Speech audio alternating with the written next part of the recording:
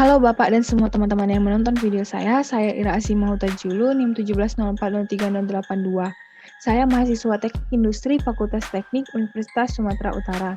Kali ini saya akan menjelaskan jawaban ujian tengah semester saya mengenai analisa perencanaan perusahaan. Yang pertama, apakah kegunaan studi kelayakan? Studi kelayakan dapat dilakukan untuk menilai kelayakan investasi baik pada suatu proyek maupun bisnis yang sedang berjalan.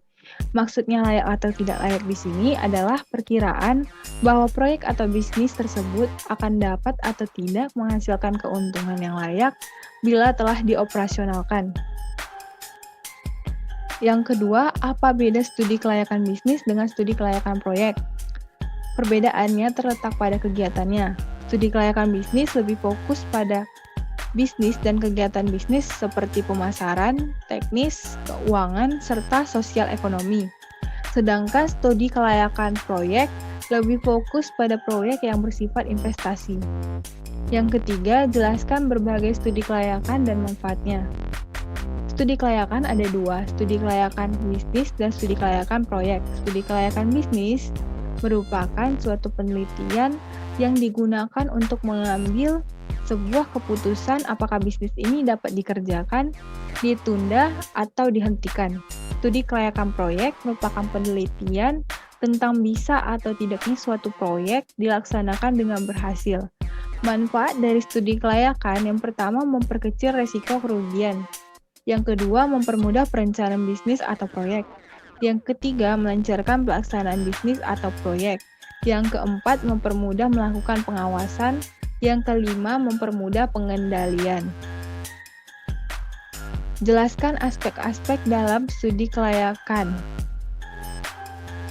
Aspeknya terdiri dari 6. Yang pertama, aspek hukum, di mana poin yang dianalisis meliputi izin lokasi, surat tanda daftar perusahaan, NPWP, akte pendirian perusahaan dari notaris, surat izin usaha perdagangan, dan yang lainnya.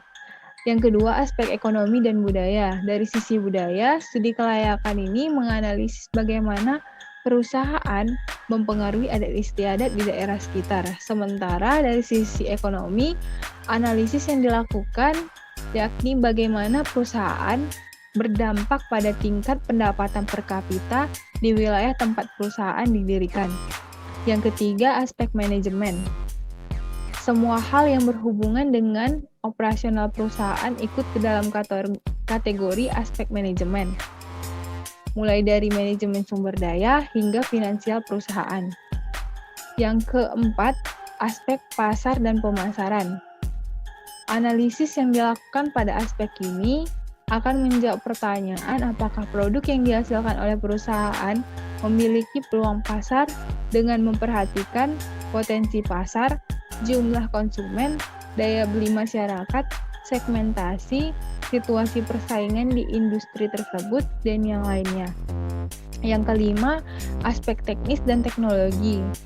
Aspek ini merupakan aspek yang berkenaan dengan pengoperasian dan proses pembangunan proyek secara teknis setelah proyek atau bisnis tersebut selesai dibangun atau didirikan. Yang keenam, aspek keuangan. Aspek keuangan merupakan hal yang menentukan bisnis dapat berjalan lancar atau tidak ke depannya.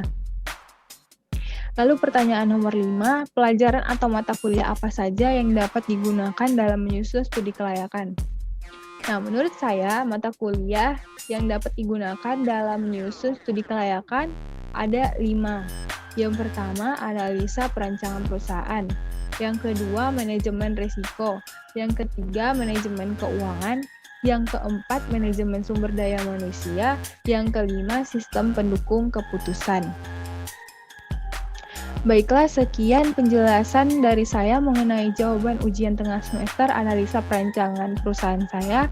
Bila ada salah kata, saya mohon maaf dan terima kasih.